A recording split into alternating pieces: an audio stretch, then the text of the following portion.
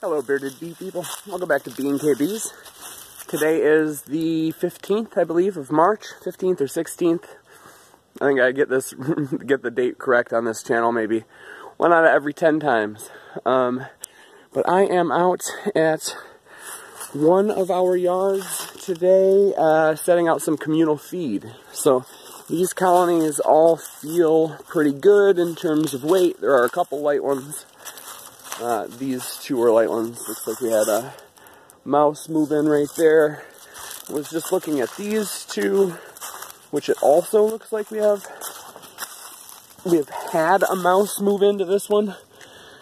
And then I pop up the top and got a nice little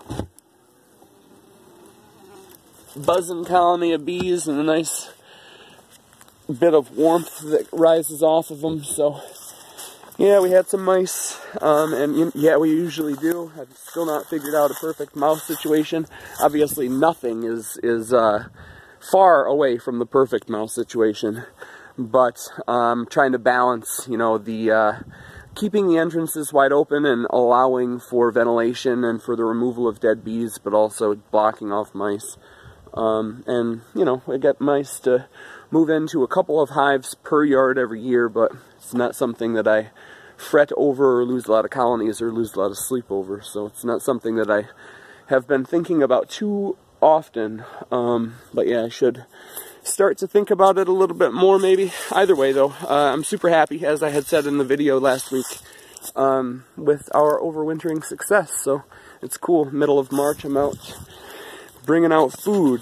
So that is what I'm making this video about. See, we've got a feeder bucket with some old straw in there, and I have buckets of food. I do not have a tripod, so I am going to have to set this down. Okay, so that's it. It's right around 1 to 1.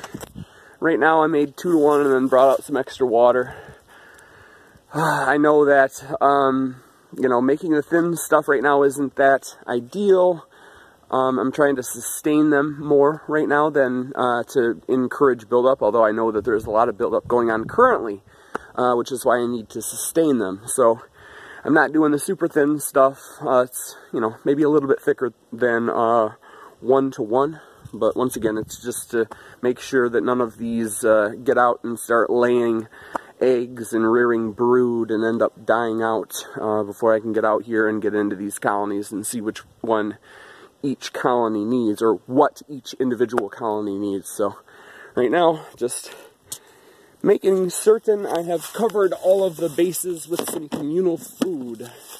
Good thing about feeding at this time of year is I won't have to worry about it going spoiled, because while it's flight weather, they'll be out eating it, and while it's not flight weather, it'll be cold and being kept refrigerated. So I'll probably revisit this yard here in the next week or so.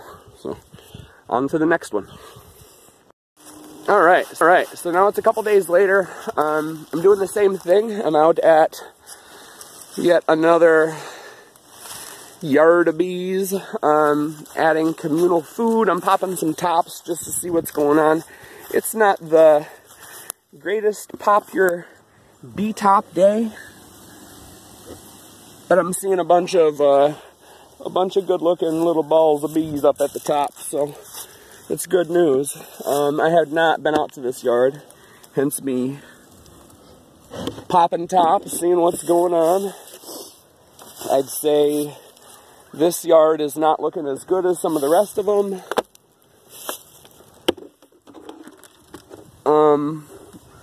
But as you see, these 3 are alive. We'll keep going. I have seen probably, so there's 4 of 4 on camera. I've seen probably 4 dead outs out here.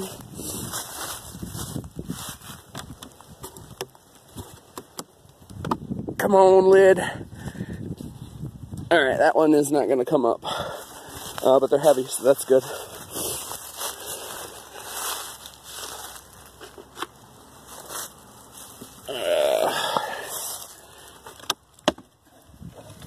There's some more bees.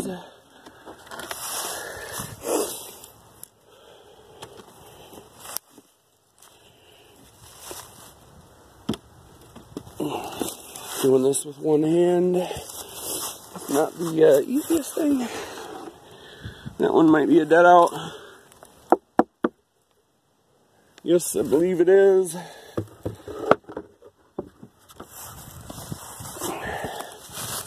So what are we, 5 of 6 on camera? This one's sitting out here all by its lonesome. Wouldn't surprise me if it was a dead out. But nope, we got some active little bees in there. So what was that, 6 to 7 I think on camera? That's probably the ratio that I've seen throughout this whole yard. So not ideal. Not what I would have liked to have seen, not what I've been seeing over at those other yards where I'm seeing, you know, 9 of 10.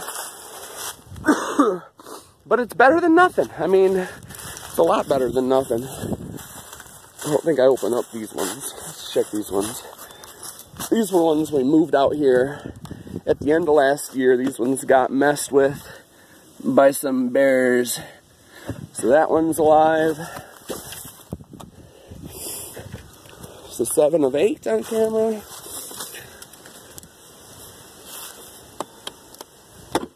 Another stubborn lid. 8 of 9. So, obviously that's not bad. It's just the other yards, there's seems to be more activity, more, maybe it's just the difference in the day that I'm looking at them, to be honest. So, 8 or 9 on camera, probably 80%, I don't know, something like that out here. Which is cool. I mean, I think there's 26 hives out here, so that's cool. I'm happy. I'm happy that it's March 19th or whatever it is, and I'm out delivering communal food. It's gonna get cold this weekend, but then back up into the 50s next week. So once again, I figured I might as well bring out food now before it gets cold, so if they have any flight time later today, they'll be able to access it, and then over the course of the weekend, when it gets cooler, it'll just be refrigerated until they need it again at the beginning of next week. So yeah, I wish I had a different feeder setup. I am going to work on a couple things this year. I'm going to work on switching to all singles. You see, this is a yard of mostly doubles, but that is not how it's going to be next year. It'll be all singles, and I need to get migratory tops with feeder holes on the top so that at times like this I'm not feeding communally, so that I can put food directly on the ones that need it. These ones are all heavy. These are all heavy as heck, so I don't have to worry about that, and I don't have to worry about it for the most part, for most of my colonies.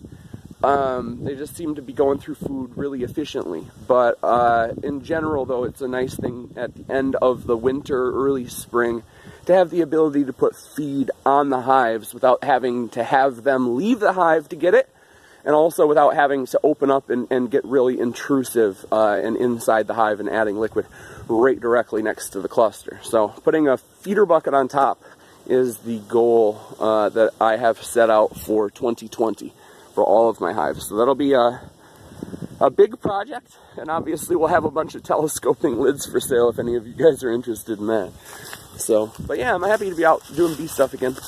Like I said, it's going to get cold this weekend, so it's not going to be bee stuff every day from here on out, but I'm out delivering food. I did bring a tripod, so I'll do a little clip of me filling up this feeder stuff. So hold on, and I'll catch back with you when I get that stuff set up.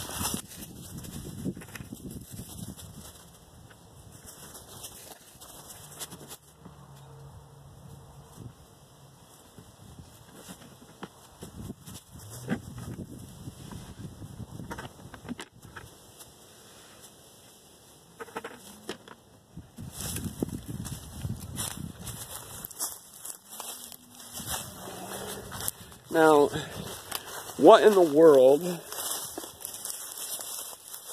is that? I mean, it looks like poop. What pooped in a feeder bucket? First of all, what could get through those holes and then lay a poop down that size. Maybe it's not poop and I'm just weird and I don't know what the heck it is. I don't know. If you guys have an idea, let me know. Is that poop? And if so, what crazy animal can fit through that hole and poop something that big? Interesting. So, thanks for watching. Get out there and have some fun with your bees. See ya.